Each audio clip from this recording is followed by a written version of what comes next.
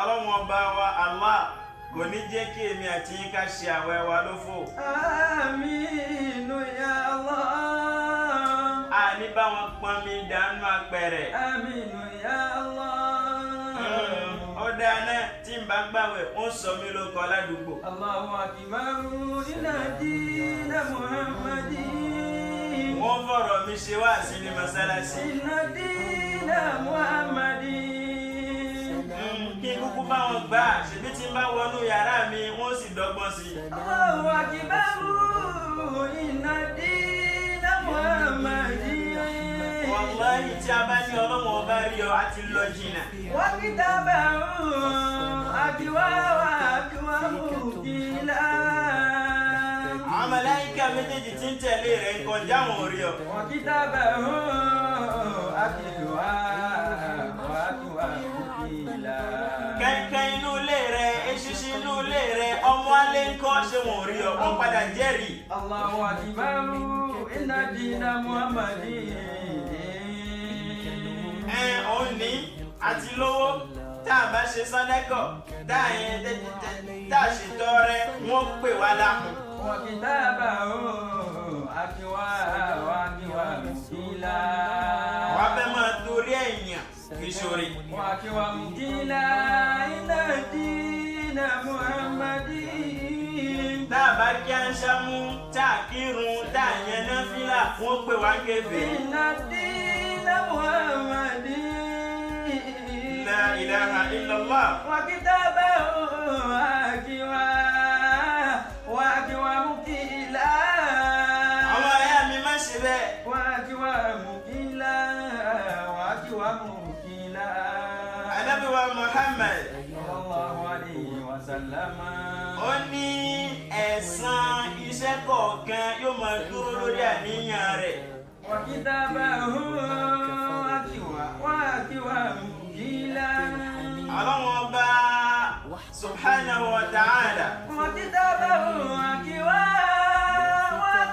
mukila. Ìbá wa sọ̀rọ̀ nínú al-Qur'an ba'da al-isti'adha wal-basmala Ọlọ́run ọba ní wa ma umiru. A'udhu billahi minash shaytanir rajim.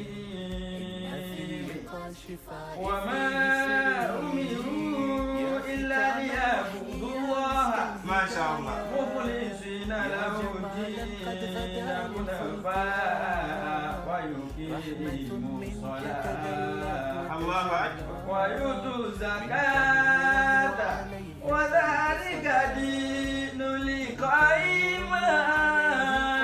Al-Qur'an inú Ọlọ́run ọba ní Wa ma umiru illa liya'budullaha. ẹ̀rí àwọn ẹni ìṣáájú nì tá a fún ní Taurata tá a sì fún ní Injila. Wa ma umiru illa liya'budullaha. Àbá wọn láṣẹ kankan ju pé kàn sí àwọn Ọlọ́run ọba lọ. Illa liya'budullaha. Láwa nìkan ṣoṣo. Mukhlisina lahu din. Ká sì máa bẹ lórí ẹ̀sìn baba ńlá wa Ànábì wa Ibrahim. Mukhlisina lahu din. Ọlọ́run ọba fi ní Hunafa'a. ká máa bẹ lórí Dinul Hanif. Hunafa'a wa yuqimus salata. Tí wọ́n bá ti ń bẹ lórí bẹ́ẹ̀ orí ìlànà Ànábì wa Muhammad tí ń bọ̀ lẹ́yìn náà ni wọ́n ti ń bẹ̀ wọ́n. Wa yuqimus salata. Ká máa kírun nítorí àwa Ọlọ́run ọba ká máa kí nítorí ẹ̀yàn. Wa yutu zakata. Ká sì máa ṣe ìtọrẹ àánú ká máa ṣe nítorí ká máa bá a sọ wọ́n lórúkọ ká máa pè wọ́n láàkùn ká ṣe nítorí tàwa tí ọ̀rọ̀. Wa yutu zakata wa dhalika dinul qayyimah. Ọ̀rọ̀ Ọlọ́run ọba yé ni Ọlọ́run ọba ní tí wọ́n bá lè ṣe bẹ́ẹ̀ ni wọ́n fi ń bẹ lórí ẹ̀sìn. Wa dhalika dinul qayyimah. Ṣùgbọ́n tí wọ́n bá bẹ lórí bẹ́ẹ̀ wọ́n máa ní wọn ò ṣẹ̀sìn ẹ̀sìn ni wọ́n ń ṣe. Wa dhalika dinul qayyimah. Wa dhalika dinul qayyimah. Kò kágbọ̀n kí Ọlọ́run ọba wa Allah kó má jẹ́ kí èmi àti yín ká ṣẹ̀sìn. Àmín.